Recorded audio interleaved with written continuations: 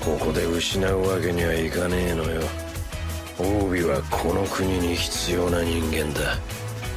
次回囚われの身、永遠の炎に着せ、ダートム。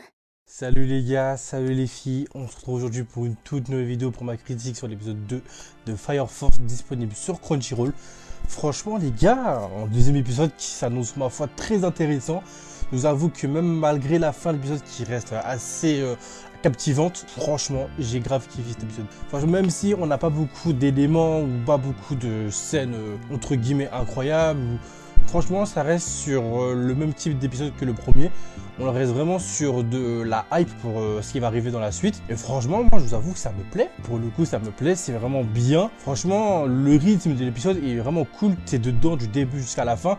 Carrément, j'ai même pas senti les 24 minutes passer. Et ça, c'est vraiment bien. Et le truc qui me saoule, c'est toujours ces fins d'épisode où franchement, t'as juste envie de voir la suite, t'as juste envie de lire les scans. Et là, franchement, ce qu'ils annoncent pour le prochain épisode, ça s'annonce juste incroyable. Entre le combat entre Barnes et Shinra et Joker contre les bouchers, franchement les gars, je trouve que là, on est bien servi. J'espère que ça continuera comme ça. Je sais pas s'il y aura 24 ou 12 épisodes. Tout ce que je sais, c'est que du coup, il y aura la partie 2 en janvier 2026. Donc je suppose que ça sera 12 et puis 12 en janvier.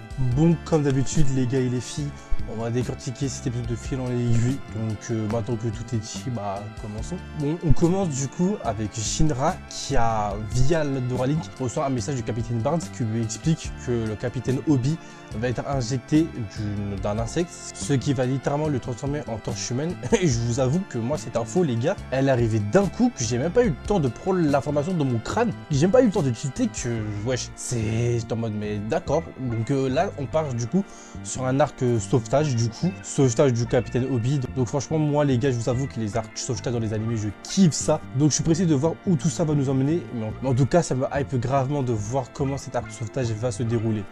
On revient là du coup où ça nous avait laissé du coup dans le dernier épisode où la brigade s'apprêtait du coup à fuir leur QG, comme du coup ils vont être considérés comme des hors-la-loi et que du coup l'armée va aller les traquer. Et c'est là qui est intéressant, c'est que Licht va nous parler d'une personne qu'on connaît très bien, et cette personne là c'est Joker. Vu que Joker, comme on le connaît, c'est un peu l'anti-héros de Fire Force et qu'il agit un peu dans l'ombre, et c'est littéralement ce qui va se passer du coup pour la 8ème brigade, qui vont devoir opérer dans l'ombre pour pouvoir avoir un espoir de sauver le capitaine Obi.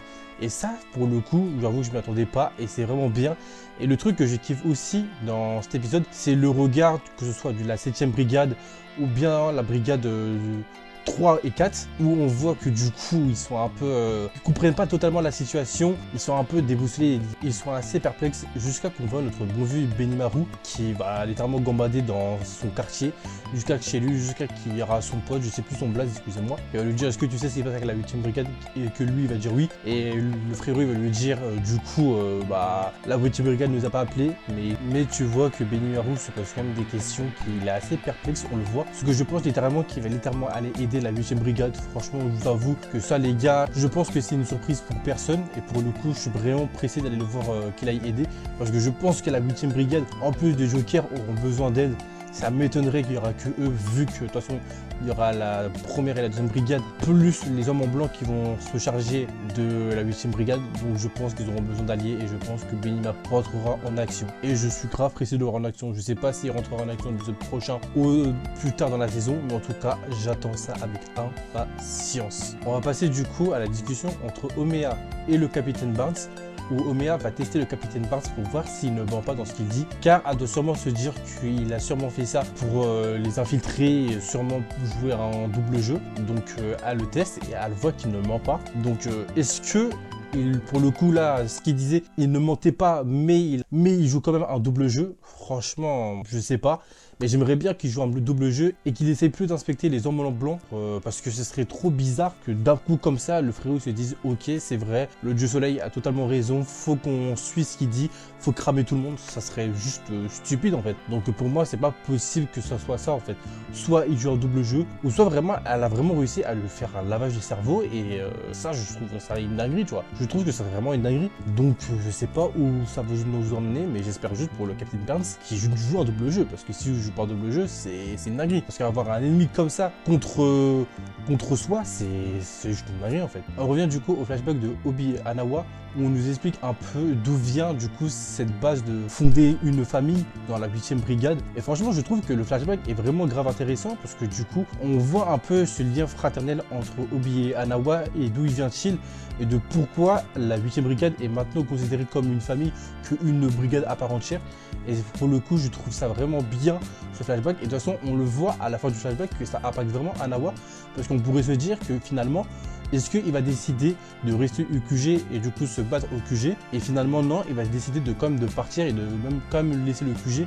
Malgré que le QG représente quand même leur maison, leur base, il va quand même décider de laisser le QG et d'aller du coup dans les égouts suivre Joker et Licht et la 8e brigade. Et c'est là que du coup on aura le petit moment drôle avec Arthur qui va avoir un petit dragon et qui va penser que c'est un chevalier qui combat les dragons. Non, ce personnage, en fait ce personnage il me fait trop rire tellement qu'il est con en fait. C'est pour ça qu'en fait on kiffe vraiment Arthur. Mais bref, et du coup on va terminer cette critique avec Shinra et Joker qui partent du coup aller libérer Obi de l'emprise du coup des hommes en blanc pour pas qu'il soit transformé en torche humaine. Et là du coup tu as la petite discussion entre Shinra et Joker qui dit est-ce que t'as pas besoin d'aide? Après Shinra qui dit que non, je me suis quand même amélioré depuis Akusa, je crois que c'est ça le nom de la ville. Et après t'as la petite phrase de Joker qui dit mais est-ce que du coup tu pourras quand même battre Benimaru si tu peux prendre le capitaine Barnes en 1v1?